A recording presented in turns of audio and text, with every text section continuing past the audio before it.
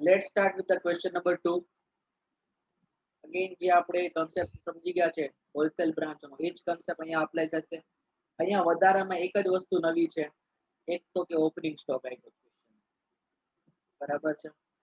ચલો જોઈએ. રાજા limited with its head office at Madras has a branch at Kanpur. ચલો એક રાજા લિમિટેડ છે જેની એચઓ મદ્રાસમાં છે, એની બ્રાન્ચ કાનપુરમાં છે.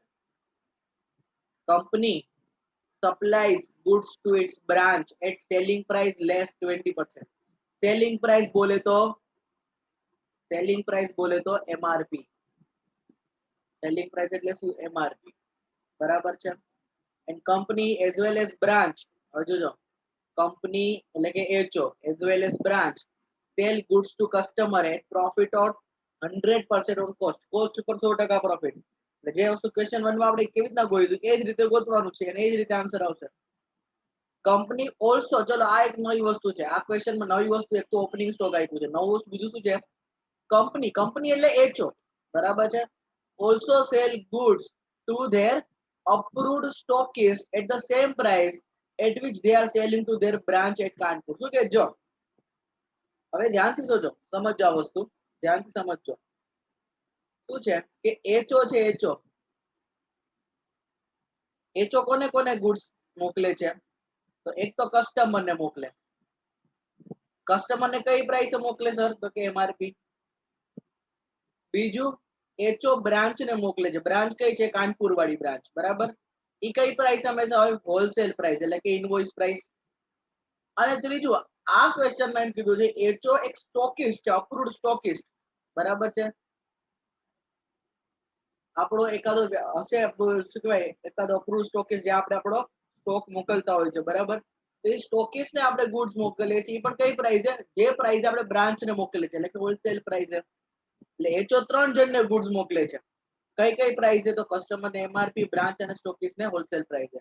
જ્યારે બ્રાન્ચ તો કોને સેલ કરે હંમેશા ગુડ્સ? તો કે બ્રાન્ચ ખાલી કસ્ટમર ને સેલ કરે છે. કઈ પ્રાઇસ છે? તો કે એમઆરપી. બરાબર છે. ચલો ક્લિયર થાય છે આટલો? આમાં કોઈને ડાઉટ છે? એટલું વસ્તુ જે આપણે કહી રહ્યા એમાં કઈ ડાઉટ છે મિત્રો? Yes or no? Tail me.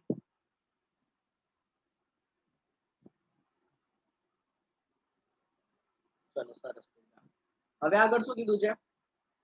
From the following particular, prepare trading account of the HO of the end of the branch for the second of your other business and show provision for unrealized profit. એટલે કે trading અને P&L બી બનાવવાનું કે છે. બરાબર છે. ચલો અનરિયલાઇઝ profit of stock એટલે શું? સ્ટોક રિઝર્વ ની વાત છે, બીજું કઈ નથી. બરાબર. ચલો તો આપણને એચઓ અને બ્રાન્ચ નો ડેટા આપ્યો છે. આ કંપનીમાં જે નવી વસ્તુ છે એક તો તમને આમાં સ્ટોકિસ્ટ નો કન્સેપ્ટ આવ્યો છે અને ઓપનિંગ સ્ટોક, બસ બીજું કઈ નથી. બાકી જે વસ્તુ કઈ રીતે જ કરવાની છે. તો જોઈએ. એક તો ડ્યુરિંગ ધેર પરચેસ કર્યું છે એચઓ એ. ઓકે. એચઓ નો સ્ટોક છે અને બ્રાન્ચ નો સ્ટોક છે. પછી ગુડ્સ સેન્ટ ટુ બ્રાન્ચ, તો 40 જણા ગુડ્સ રિસીવ બાય બ્રાન્ચ હોય, એ બાય ડિફોલ્ટ સમજી લેવાનું. Goods receive from the HO 40 જોયું, સેમ ટુ સેમ જ હોય. આ કદાચ આ અલગથી ન આપ્યું હોય તો આપણે સમજી લેવાનું જે સેન્ટ હોય એ જ રિસીવડ હોય. Goods sold to approved stockist, એ ખાલી એચઓ જ વેચે છે. અને ગુડ્સ સોલ્ડ ટુ કસ્ટમર. ચલો ઓકે. ચલો ક્વેશ્ચનમાં કઈ ડાઉટ લાગે મિત્રો? અપિયરન્ટલી બોલો. કઈ પૂછવું છે, કઈ ડાઉટ લાગે તો મને કહો, બાકી બધી વસ્તુ એઝ ઇટ ઇઝ છે.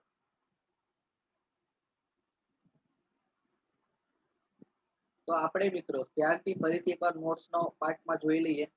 બરાબર. નોટ્સના પાર્ટમાં આપણે કીધું કે આપણે એક તો ત્રણેય પ્રાઇસ ગોતવાની. બરાબર. ત્રણે પ્રોફિટ ગોતી લેવાનો, હોલસેલ, રિટેલ અને ટોટલ. પછી ટ્રાયલ બેલેન્સ આઈપી નથી. આપણે મેઇનલી ટ્રેડિંગ પીએનએલ બંનેનું બનાવવાનું છે, બ્રાન્ચનું અને એચઓનું. સ્ટોકિસ્ટનું કાંઈ નથી કરવાનું. આપણે પ્રાઇસ સ્ટોકિસ્ટનું કાંઈ ટ્રેડિંગ પીએનએલ બનાવવાનું નથી, ખાલી આપણે બ્રાન્ચનું એચઓ અને બ્રાન્ચનું પીએનએલ બનાવવાનું છે. એટલે તમને ખ્યાલ આવશે કે goods sent to branch, goods receive from HO, ઈ સેમ આવશે. પછી મેં તમને કીધું હતું જે ક્લોઝિંગ સ્ટોક હોય, બરાબર છે, આ ક્લોઝિંગ સ્ટોક એનું ક્લોઝિંગ સ્ટોક જે બ્રાન્ચમાં છે, ક્લોઝિંગ સ્ટોક જે બ્રાન્ચમાં છે એનું સ્ટોક રિઝર્વ અહીંયા. અને બ્રાન્ચનો જે ઓપનિંગ સ્ટોક છે, બરાબર છે, બ્રાન્ચનો જે ઓપનિંગ સ્ટોક છે એનું જે અનરિયલાઇઝ પ્રોફિટ છે સ્ટોક રિઝર્વ છે એની ઇફેક્ટ આપણે પીએનએલ માં આપવાની. પીએનએલ કોનું? એચઓ નું. બરાબર છે.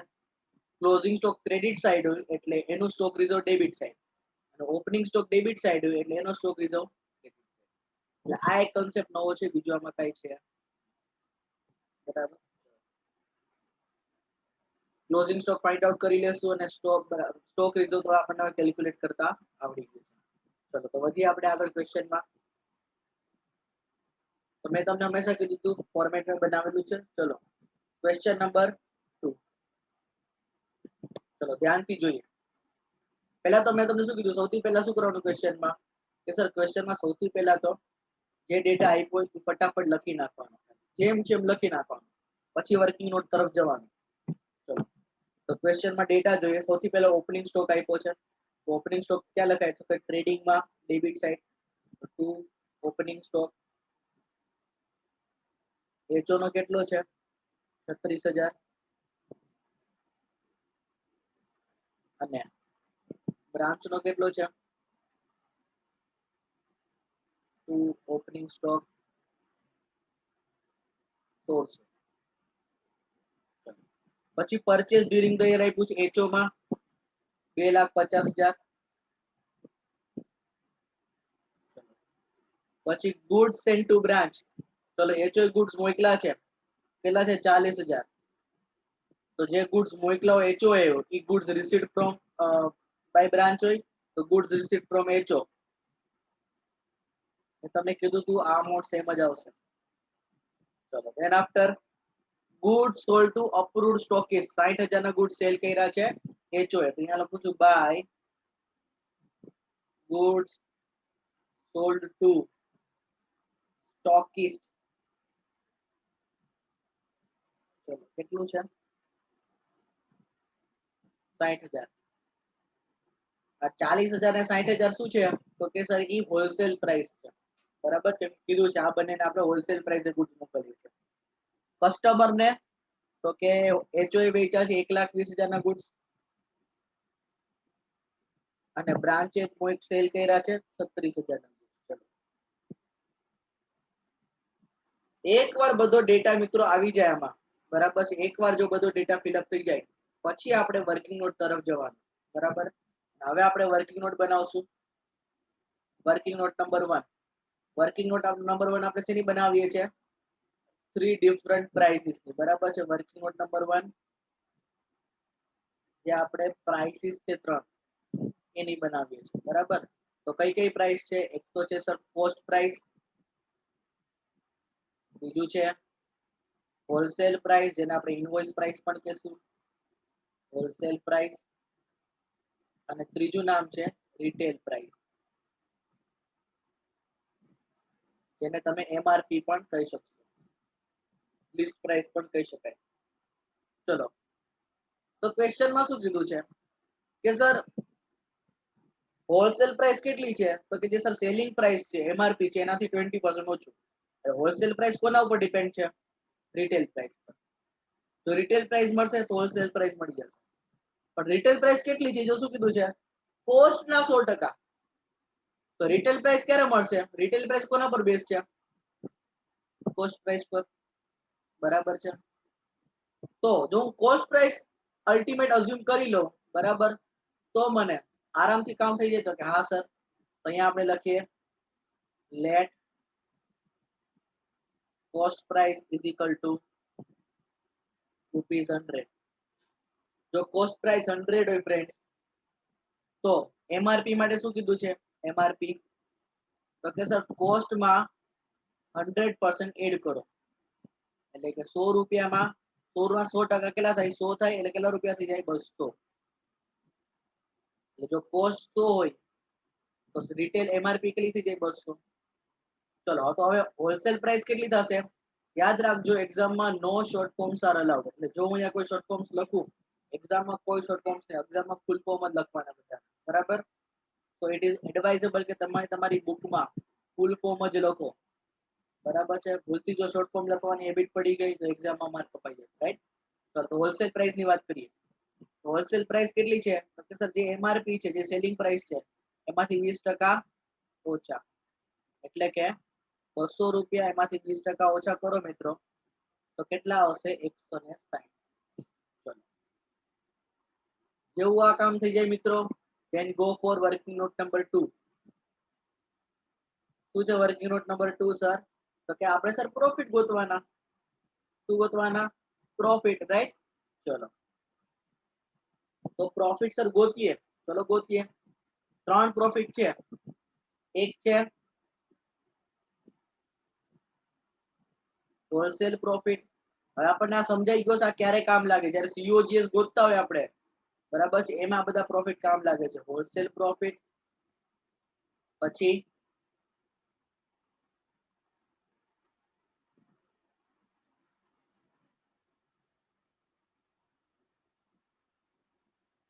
છે બીજું રિટેલ પ્રોફિટ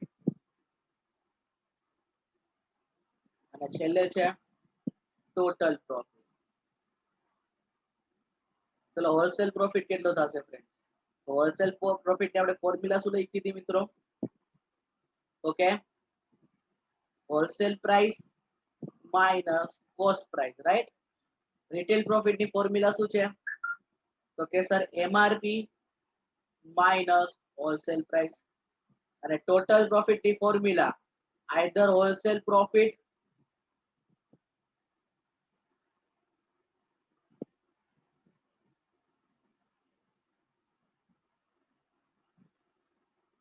હોલસેલ પ્રાઇસ, અહીંયા હોલસેલ પ્રાઇસ, અહીંયા wholesale profit plus retail profit એ બે એડ કરો તો આન્સર આવશે. અથવા તો તમે કહો સર એક કામ કરીએ તો કે સર જે એમઆરપી છે એમાંથી કોસ્ટ માઇનસ કરી નાખું તો પણ મને આન્સર મળી જશે. યસ. ચલો જોઈએ અહીંયા તો કે હોલસેલ પ્રાઇસ કેટલી છે? 160 માઇનસ કોસ્ટ છે 100, તો આ તો આવી ગયું 60 રૂપિયા.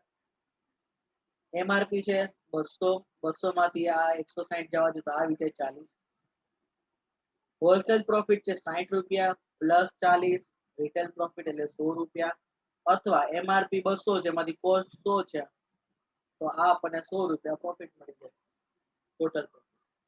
ચલો working note 1 2 same similar question જે હતો આના પહેલા ક્વેશ્ચન 1 એના જેવું જ છે, બરાબર છે, ઈ જ છે સેમ ટુ સેમ. હવે વર્કિંગ નોટ 3 ઉપર જઈએ સર. વર્કિંગ નોટ 3 શેની હતી? તો કે સર હવે કામ કરો ક્લોઝિંગ સ્ટોક ગોતી લ્યો. શું ગોતી લ્યો? Closing stock. અહીંયા લખું છું ક્લોઝિંગ સ્ટોક ઓફ બ્રાન્ચ. ચલો પેલા બ્રાન્ચ નો ક્લોઝિંગ સ્ટોક ગોતીએ મિત્રો. તો ક્લોઝિંગ સ્ટોક માં સૌથી પહેલા આપણે શું લખવાનું? Opening stock. ચલો બ્રાન્ચ નો ઓપનિંગ સ્ટોક કેટલો છે? તો તે છે સર 1600 રૂપિયા પ્લસ બ્રાન્ચ પાસેથી ગુડ્સ ક્યાંથી આવે? તો એચઓ પાસેથી. તો ગુડ્સ રિસીવ્ડ ફ્રોમ એચઓ. કેટલાના ગુડ્સ આવ્યા છે? 40,000 ના. તો સર ટોટલ બ્રાન્ચ પાસે કેટલા ગુડ્સ થઈ ગયા? 4100. સર 4100 ને એકચ્યુઅલમાં કહેવાય શું? Goods available for sale. કેટલા ગુડ્સ આપણે સેલ કરવા માટે અવેલેબલ છે એમાંથી આપણે ગુડ્સ કેટલા સેલ કર્યા minus cost of goods sold to. Branch તો ખાલી એકને જ ગુડ્સ વેચી શકે. કોને? કસ્ટમરને. એની આપણે કોસ્ટ ગોતી લઈએ. ચલો સિમ્પલી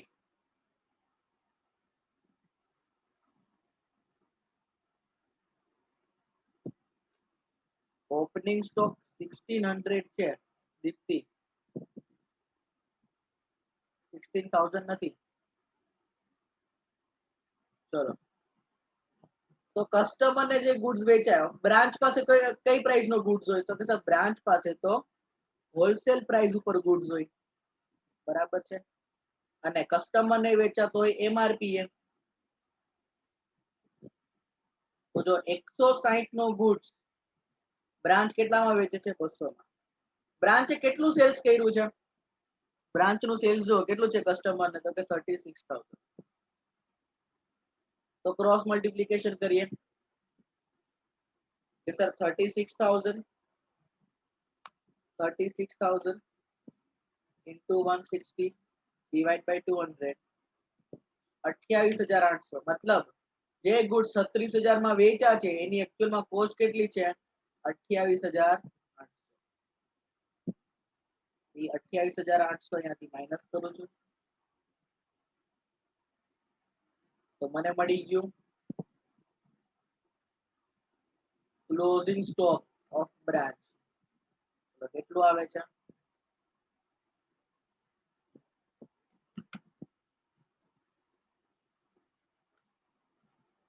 12,000. ચલો 12,800 જે મળ્યું મિત્રો. Thank you Nandini. તો જે આ 12,800 મળ્યું ક્લોઝિંગ સ્ટોક ની ઇફેક્ટ ક્યાં આવે મિત્રો? તો કે સર બ્રાન્ચ ના ટ્રેડિંગ માં credit side.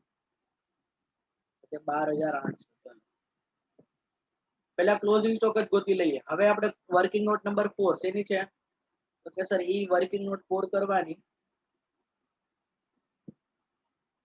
Again closing stock ગોતવાનો sir, પણ કોનો? એચઓ નો. એચઓ નો ક્લોઝિંગ સ્ટોક ગોતી લઈએ.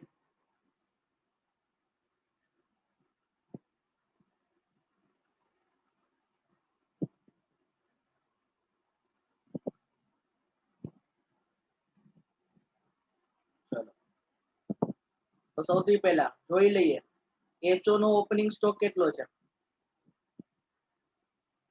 ઓકે સર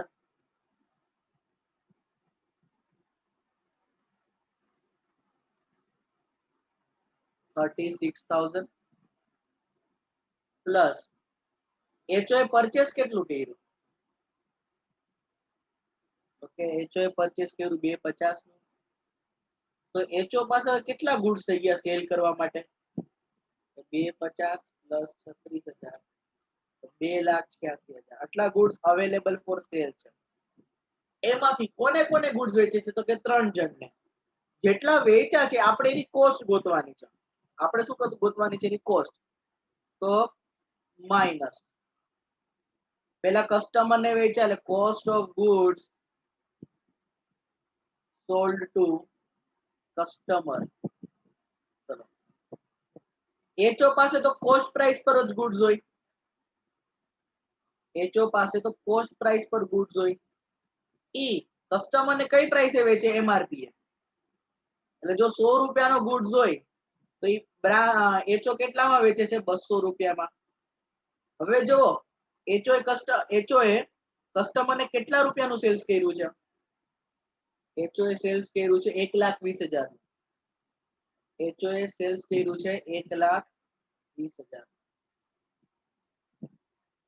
તો ક્રોસ મલ્ટીપ્લિકેશન કરીએ તો આપણે જાણી શકશું કે 1,20,000 જે સેલ્સ કર્યું છે એકચ્યુઅલ માં એની કોસ્ટ કેટલી છે? તો કે સર 60,000. 60,000 નો ગુડ્સ તમે 1,20,000 માં કસ્ટમર ને સેલ કર્યો. પછી બીજું કોને કોને સેલ થયું છે? તો કે હવે સર ગુડ્સ ગયા છે બ્રાન્ચ ને. તો cost of goods sent to branch. તો બ્રાન્ચ ને સેન્ટ કેટલામાં કર્યું? જો ધ્યાનથી. ચલો તો આ કોસ્ટ ને બ્રાન્ચ ને એમઆરપી નથી જતું. બ્રાન્ચ ને તો કઈ પ્રાઇસ જાય? હોલસેલ પ્રાઇસ ઉપર, રાઈટ? ચલો તો 100 રૂપિયાનો ગુડ્સ એને કેટલામાં જાય છે? 160 માં. એને કેટલા રૂપિયાનો ગુડ્સ ગયો છે? સર 40,000 નો ગુડ્સ ગયો છે. તો ક્રોસ મલ્ટીપ્લિકેશન કરીએ ફ્રેન્ડ્સ. 40,000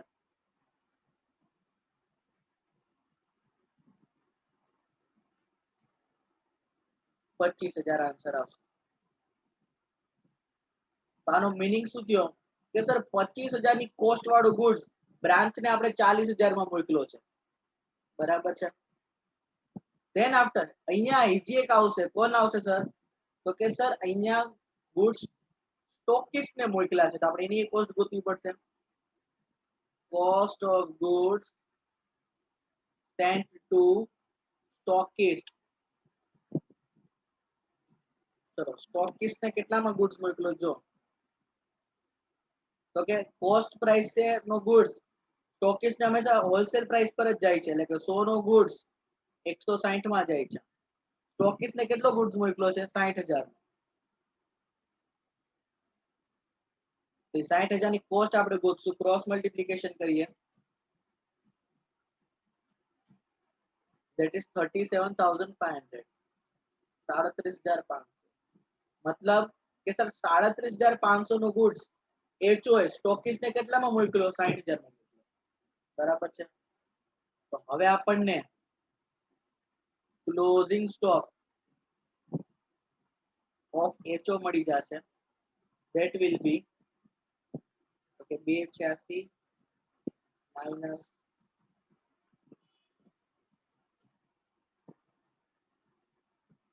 ચલો થેન્ક યુ નંદિની કે 1,63,500 મિત્રો તમે પણ સાથે કેલ્ક્યુલેશન કરો તો it will be beneficial for you બરાબર છે સાથે કેલ્ક્યુલેશન કરવું એટલે તમે એક્ટિવ રહ્યો બરાબર છે તો મને એચઓ નો ક્લોઝિંગ સ્ટોક મળ્યો એચઓ નો સ્ટોક ક્યાં જશે એચઓ ના ટ્રેડિંગ માં 1,63,500 1,63,000 આટલી વસ્તુ થઈ ગઈ તો કે હા સર થઈ ગયું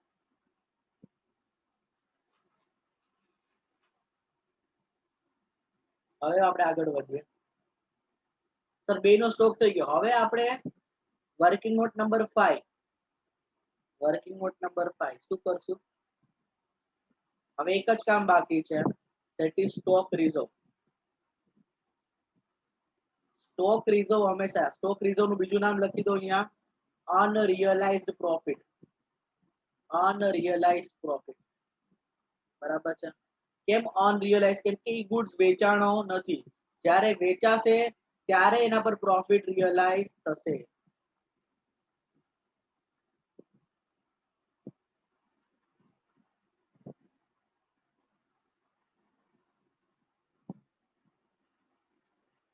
તો અહીંયા બે ટાઈપના સ્ટોક છે એટલે બે રિઝર્વ ગોતશું આપણે બરાબર છે એક છે ઓપનિંગ સ્ટોક અને બીજું છે ક્લોઝિંગ સ્ટોક ફોર્મ્યુલા સેમ જ શું સર જોવો એચઓ નો સ્ટોક કેટલો છે એચઓ નો ક્લોઝિંગ સ્ટોક સૌથી પહેલા એચઓ ના ક્લોઝિંગ સ્ટોક સોરી એચઓ નહીં માય મિસ્ટેક સોરી બ્રાન્ચ નો ક્લોઝિંગ સ્ટોક બ્રાન્ચ નો ક્લોઝિંગ સ્ટોક છે 12,800 ઓકે 12,800 ઇન્ટુ હોલસેલ પ્રોફિટ કેટલો છે 60 રૂપિયા ડિવાઈડ બાય હોલસેલ પ્રાઇસ કેટલી છે 160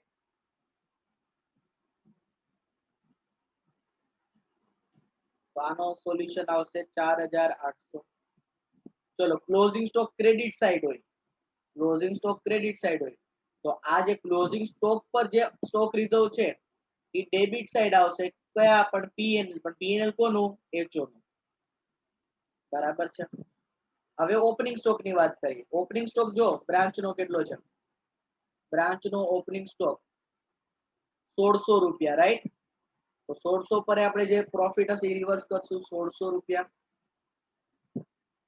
into wholesale price sorry wholesale profit divide by wholesale price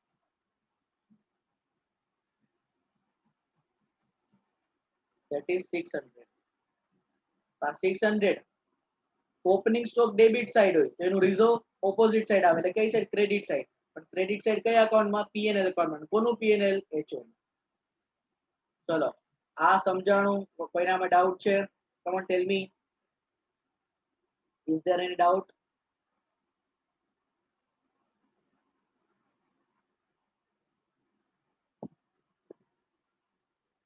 ચલો તો હવે આપણે શું કરીએ આ 600 અને 4,800 ની ઇફેક્ટ આપી દઈએ 600 અને 4,800 પણ એચઓ ની બુકમાં પીએનએલ તો અહીંયા આવી જશે 4,800 અને હવે ક્રેડિટ સાઈડ લખી નાખું by stock reserve on opening stock of branch તરીકાથી મળશે વર્કિંગ નોટ 5 માંથી 600 રૂપિયા હતું લખી નાખું વર્કિંગ નોટ નંબર 5. ચલો બધું કામ થઈ ગયું. હવે શું કરો, બધા અકાઉન્ટ ક્લોઝ કરો. બરાબર, ચલો ક્લોઝ કરીએ આપણે.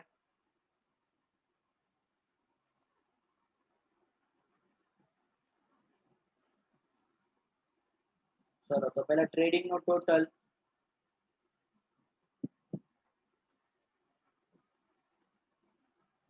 3,83,500.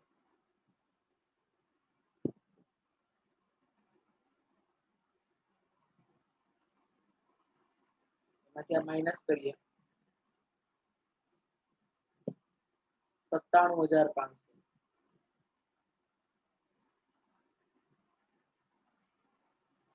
ચલો વેરી ગુડ નંદિની. હવે આ જીપી આપણે ક્યાં ટ્રાન્સફર કરશું? પીએનએલ માં ક્રેડિટ સાઇડ 97,500. હવે ટોટલ કરીએ 98,100.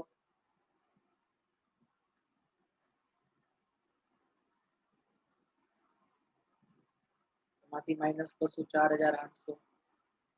તો 93,300 એનપી આવશે. બરાબર છે, 93,300 શું આવશે? ઓકે, એનપી આવી જશે. હવે આપણે જઈએ છીએ બ્રાન્ચ ઉપર. ઓકે સર, ટોટલ જોઈએ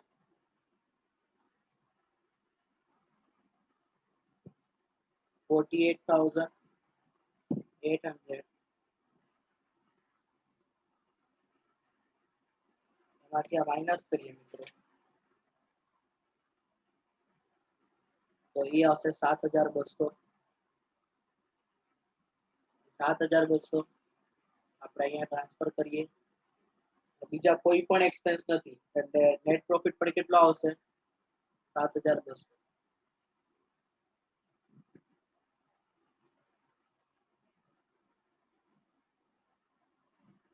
ચલો ક્લિયર થઈ ગયો મિત્રો બધાને સમ? ઇફ યસ ધેન ટેલ મી જકાસ. અને ફ્રેન્ડ્સ તમને પણ આ સમ સમજાઈ ગયો હોય તો YouTube માં કમેન્ટ આપજો ભાઈ જકાસ, so I can understand.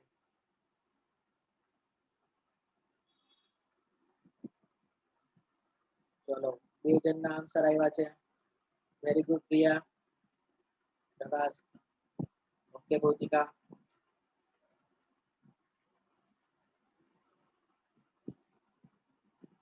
Okay ચલો થેન્ક યુ. તો ક્વેશ્ચન નંબર 2 આપણો પૂરો થાય છે. હવે આપણે એનો સ્ક્રીનશોટ લઈ લઈએ.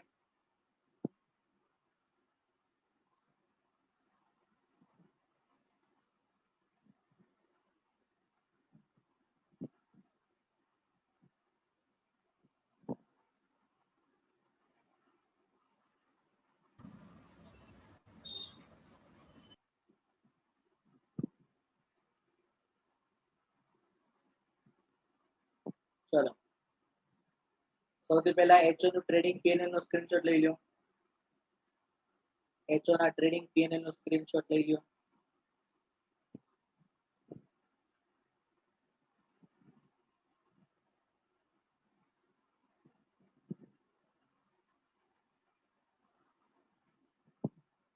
હવે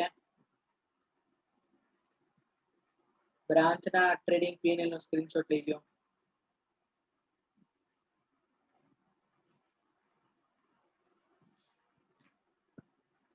બ્રાન્ચ ના ટ્રેડિંગ પીએનએલ નો સ્ક્રીનશોટ લઈ લો. નાવ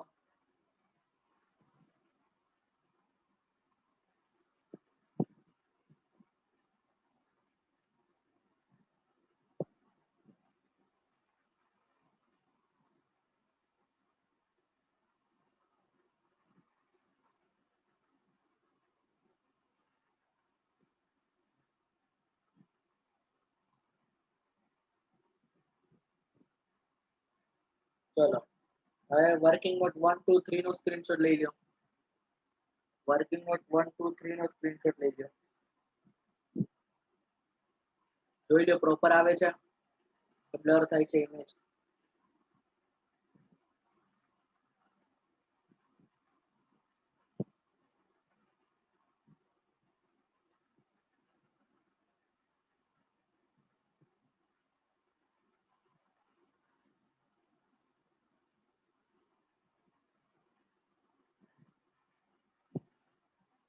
ચલો હવે વર્કિંગ નોટ 4 5 નો સ્ક્રીનશોટ લઈ લો.